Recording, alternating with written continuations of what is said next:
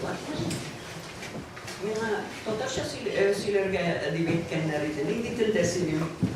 Rusça söyleyeyim, Tatarca söyleyeyim. Yaptısın Tatarca, yaptısın Rusça.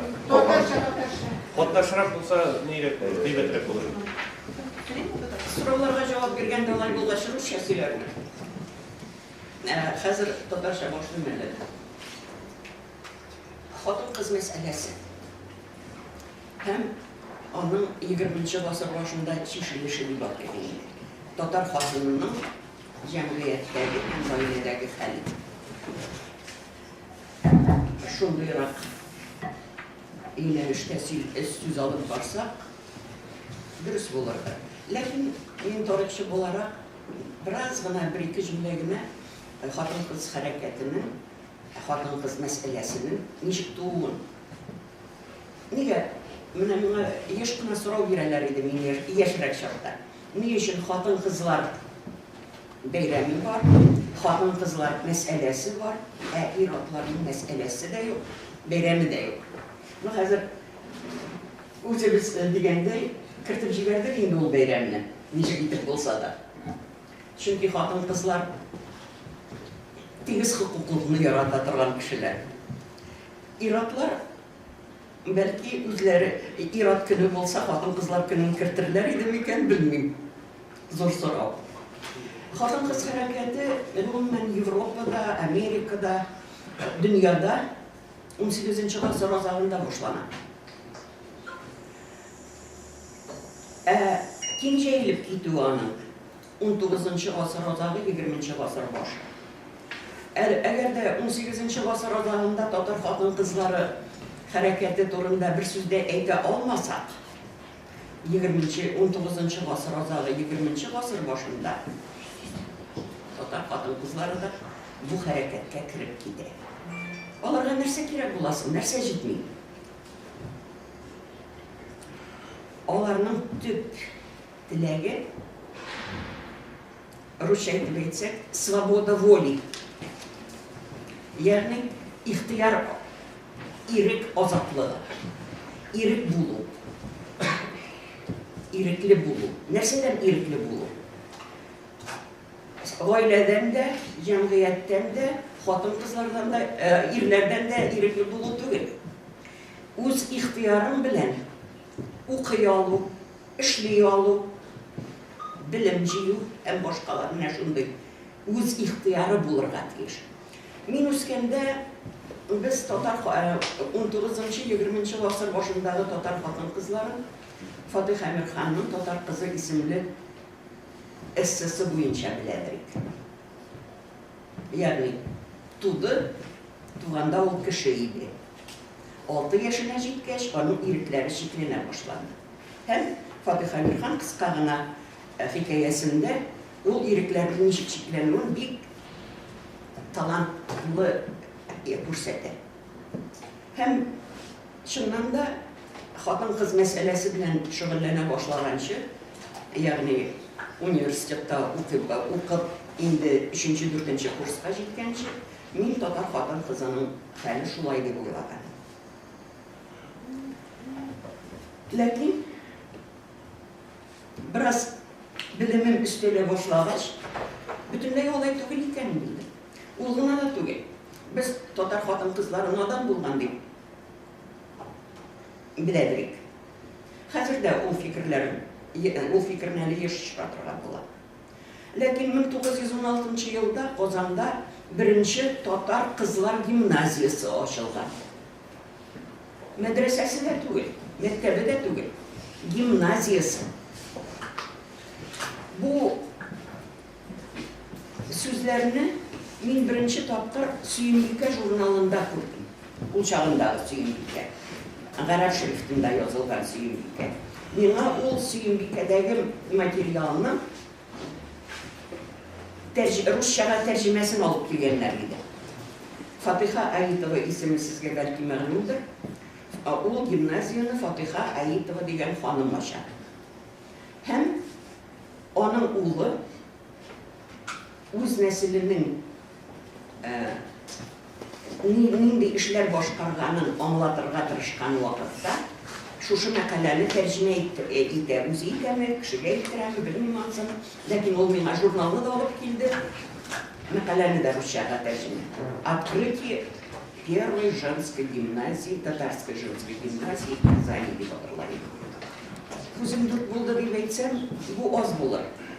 Bu mənə şok kebek болды. Şok kebek təsir etdi. Мен журналны сұрап алдым. Өзім оқидым мен. Әти-әнем оқиды, алар ауылда. Ләкин күршедә бер бабай бар иде, аның өстәлендә калын гарәп шрифтында язылган китаплар бар иде. Димәк, мин былай уйлыйм инде, бабай янына журналымны алып керәм дә, башым гына булса да укытып барам. Бәлки дөрес күпертеп тәрҗемә ителгәндер. Моның булырга мөмкин, бу булырга мөмкин түгел. Чөнки ул булса, без бөтен дәреслекләрдә моны укырга тиеш. Ничек инде? Татар хатын-кызлары өчен дөньяви гимназия була торып, без татар хатын-кызлары надан дип сөйлибез. Ул журналны алып кердем. Бабам журналны тегеләй булай әйләндерде дә, кызым, мин моны укый алмыйм бит ди. Минем күзем тагын шат булды. Ничек инде мен әйтәм, укый алмыйсыз, шундый калын китап. Бу китапларда асты-өсте бар, ә журналда асты-өсте юк ди. Ягъни хәрефләрнең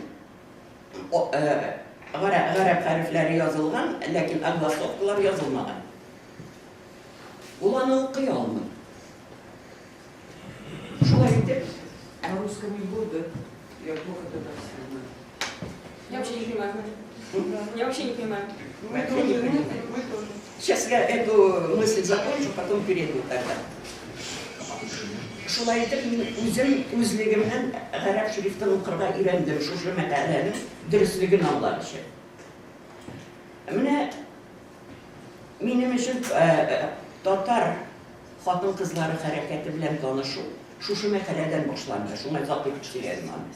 Ну, а сейчас перейду тогда на русский язык.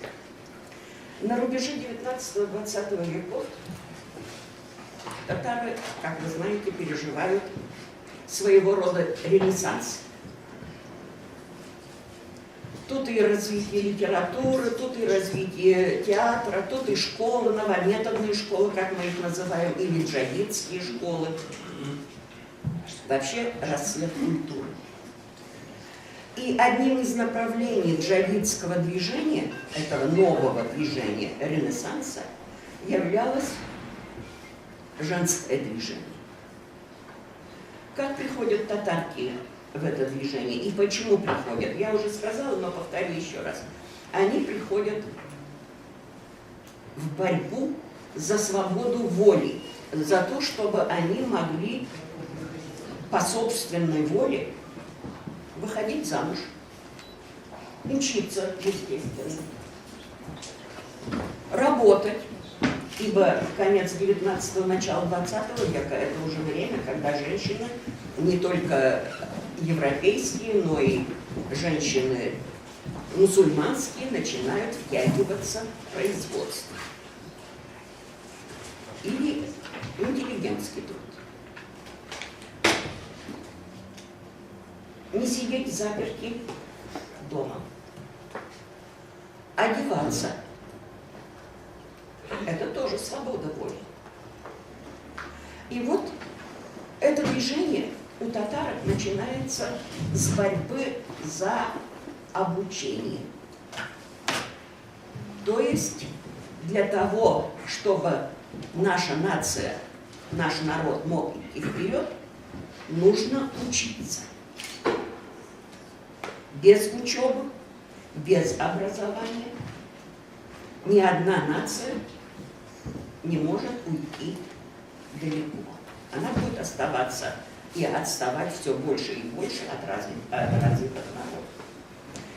И, между прочим, хотя я вначале и сказала, что вряд ли мужчина определили бы женский день, в начале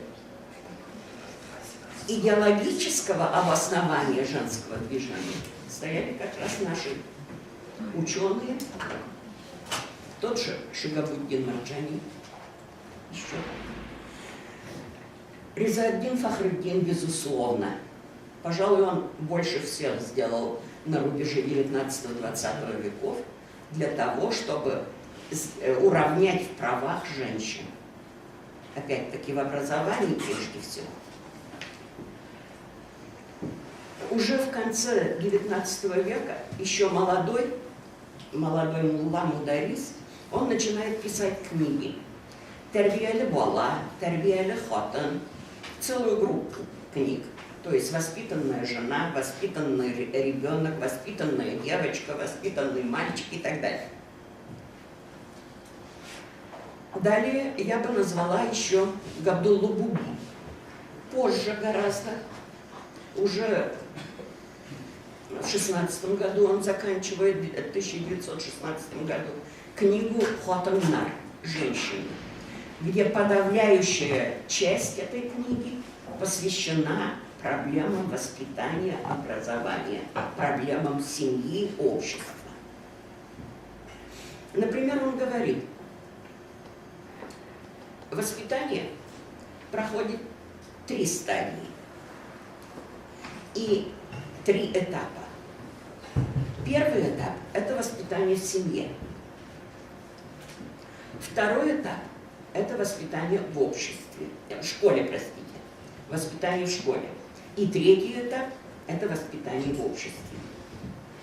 Без какого-либо из этих этапов не может быть серьезного воспитания ни для мужчины, ни для женщины. Только в триедином сплочении этих 3 этапов, 3 стадий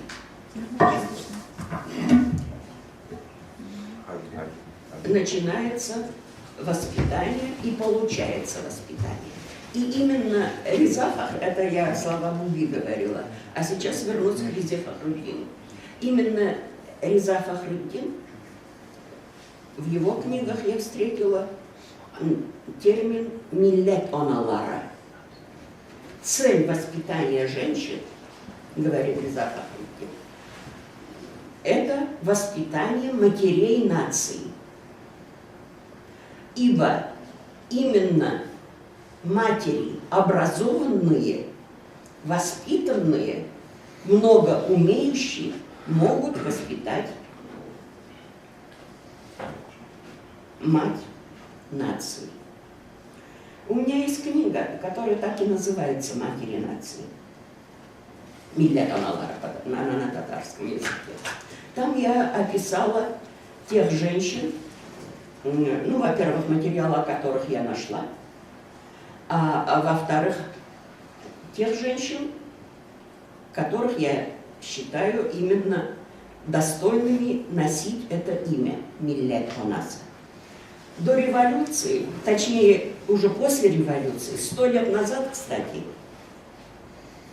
в 1917 году, когда проходил первый съезд женщин-мусульманок в Казани, здесь у нас, 2 женщин назвали этим именем.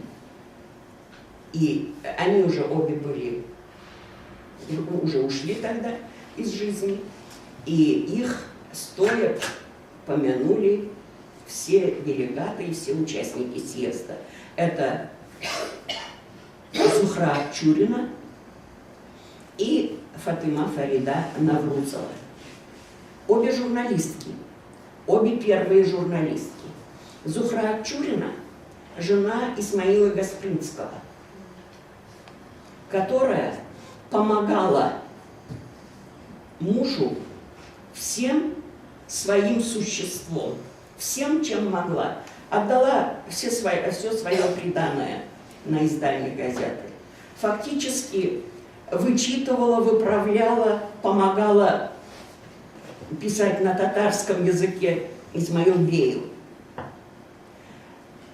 Они сами, как описывают, вдвоем первые годы печатали эту книгу, сами складывали, сами отправляли по адресам. То есть все делали сами, денег было мало. Потом, и только газета начала издаваться в 1883 году, и только к концу XIX века она начала окупаться. Вторая женщина, Фатыма Фарида Наврузова, она умерла 25 лет, в 1914 году. И все татарские газеты поместили некрологи. Казалось бы, мы в наше время думаем, что можно сделать до 25 лет. А о ней знал уже весь татарский мир. И не только татарские газеты. «Русское слово» – это самая крупная газета, выходившая, одна из самых крупных газет, выходившая в России в то время, тоже поместила большой некролог. Турецкие газеты поместили некролог, то есть они знали не только татары. Вот это две женщины, которые всех себя отдали служению народу, служению нации, распространению образования, распространению знаний. А в целом, как я уже сказала, все началось с борьбы за образование. Женских школ как таковых не было в конце XIX века. И сколько бы я ни искала, школа, которая могла бы назваться в нашем понимании женской школой, появляется только в 1895 году в Ишгуби. Это деревня, современный Агрызский район, где братья Буби решили создать целый очаг просвещения. Они создают светскую мужскую школу, вернее комплекс школ, начальная, средняя и даже высшая в их планах была, просто они не успели. И медресе это все называется, но и создали женскую школу, которая начала первой выпускать дипломированных учительниц из татар. Скажем, из мужчин, мужчины, вернее, могли получать диплом в татарских учительских школах, официально в государственных школах. Для женщин таких школ не было. И вот Буби создают такую женскую школу 8-летнюю. Дальше. Выпускницы школы Буби расходятся по своим деревням, по своим городам, а туда приезжали от Петербурга до Иркутска и от Ташкента, еще куда там назвать, до Мурманска, скажем. Возвращаясь домой, по примеру своей школы, они создавали для начала начальные школы. И вот так образование начало распространяться. А что значит образование? Есть слова Ленина, я точно, конечно, не скажу, но он говорит о том, что необразованный человек, правда, он о политике говорит, что необразованный человек далек от политики. Но не только от политики. Политику ведь можно понимать по-разному. Необразованный человек мыслит очень узко. И только редкие экземпляры, скажу, бывают, конечно, очень талантливые люди, которые неграмотно, но могут рассуждать о крупных вещах. Так вот, образование привело к тому, что первый театр с участием женщин у мусульманских народов появился у татар. Первые спектакли сыграли зимой 1903-1904 года в Казани. Ученицы гимназий, и гимназисты, и гимназистки, и студенты, группа была такая. Их стали называть шинбящиля, субботяне, потому что они собирались по субботам, Сначала они для самообразования этот кружок создали, а потом постепенно они выросли до того, что можно подготовить спектакль.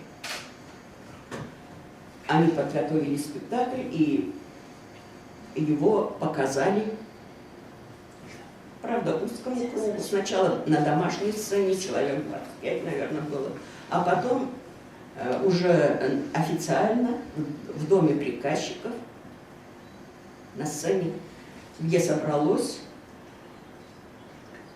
первый раз где-то 50 человек, это еще не в доме приказчиков было, это у какого-то бая было. А вот уже 22 декабря 1906 года они показали публично эти же спектакли, и именно с этой даты мы ведем отсчет существования нашего театра. А создавали, я еще раз повторяю, девушки и юноши, которые получили среднее и высшее образование русское. Фатых Амирхан, например, пишет, что когда его пригласили в 1903 году в этот кружок, а Фатых Амирхан в это время шакирт, то есть учащийся медресе, а учащиеся гимназии и учащиеся медресе, они как два мира, они не соприкасались, только по родственным связям могли соприкасаться. И вот театр их свел. Фатых Амирхан пишет, что многие из них даже не то что читать, даже правильно говорить по-татарски не могли. И его пригласили именно для того, чтобы он их научил, чтобы он суфлировал, чтобы он правильно произносить учил и так далее. И вот так возник театр. Это второе направление в женском движении. И, конечно, следующее направление – это общественная жизнь, участие в общественной жизни. Скажем, когда из Оренбурга сборная группа приехала ставить спектакль в 1908 году в Казань, артисты вспоминают, что они были удивлены, что среди зрителей много женщин. Это вот общественная жизнь. Ну вот, у меня время кончается, поэтому я еще тут один вопрос только затрону. Так вот, тут вопрос есть, в чем феномен татарского феминизма и женского образования в начале 20 века. Я, по-моему, на этот вопрос ответила. А вот как жили семьи с традиционным укладом? На этот вопрос я вот... Татары – это в основном крестьяне. И 95, больше, наверное, процентов, я точно не знаю, может даже 98% населения татар жили в деревне. То есть жили крестьянской жизнью. Я хочу сказать, что и традиционный уклад был сельский уклад. И в городе этот уклад сохранялся тоже почти. Если не исключить вот тех женщин, которые уже вовлекались в общественную жизнь. Но что значит сельский уклад? Это значит наравне с мужчинами работать в поле. Это значит вести семью. Женщина – основа семьи. Это признают все, и Реза Фахриддин, и Габдулла Губи. Основа семьи – женщина. И если женщина образованная, пишут они, то и семья будет воспитанная. Если же женщина не образована, она и сама не воспитана, но и семья вырастает, дети вырастают такие же. А что ожидать от таких детей для нации? Только повседневный, ежедневный труд на уровне старых времен. Вот таковы их выводы. Пожалуй, я на этом остановлюсь и буду отвечать на вопросы лучше. Спасибо большое, Хадина. Мне бы, наверное, захотелось немножко пару уточняющих вопросов для начала задать. Хадина, это, наверное, основной вопрос здесь будет такой. А, собственно говоря, аналог женского движения, как вот в Европе, в Америке он существовал, марши пустых кастрюль, Да, вот кристаллизация, организованное женское движение, Ну, выступление, во-первых, восстание. Во-первых, марш и кастрюль – это выдумка 20 века, а не 19-го. И не начало 19-20 веков. Тогда, кстати, в Америке и в Англии началась борьба за избирательные права. Если возьмем Францию, то еще в 18 веке Олимпия Гуш, которая одна из первых основательниц, что ли, борьбы за права женщин, выдвигала и социальные, и политические, и экономические права, то есть за полное равноправие с женщинами, с мужчинами, простите. Так что аналоги можно проводить, но я думаю, что ни суфражистки, это звание получили как раз англичане и американцы, избирательное право, и не феминистки, борцы за женские права. Тогда марши, кастрюли и тому подобное еще не существовали.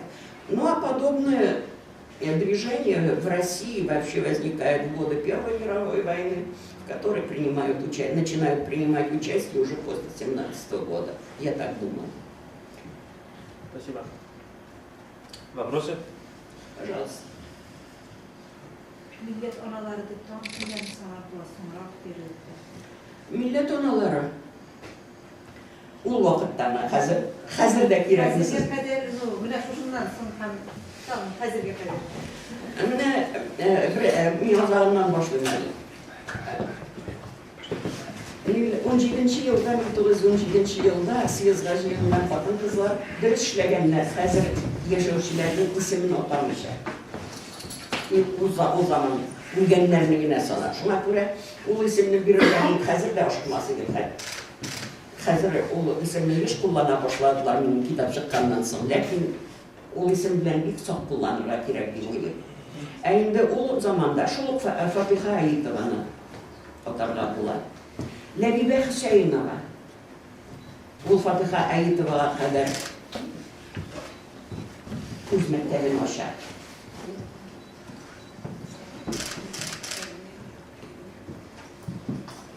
Беренче табибәләр Маһипәрвәз Әхмәрова мәсәлән, яки Хәдичә Ямашева. Алар күп түгел, тагын бер катка барлык. Мин менә шуларны әйтер идем. Минем әлбәттә кызып китеп хәзерге исемнәрне дә атаганым бар. Мәсәлән, бу исемгә лаек дип мин тагын бер исемне әйтим, Мөхлисә Буби. Оны да язганмын. Мөхлисә Буби, кызлар мәдрәсәсенең җитәкчесе, беренче һәм бердәнбер казыя мөселман дөньясында хәзергә кадәр. Һәм 68 яшендә 1937 елда атып үтерелгән ханым.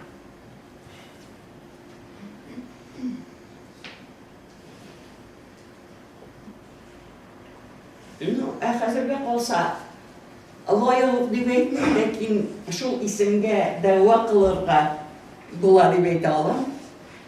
Иң беренче минем башыма килгән исем ул Камәрия ханым Хәмидуллина, 2-нче гимназияның директоры. Ул әлбәттә Әлмира ханым Әдиятуллина.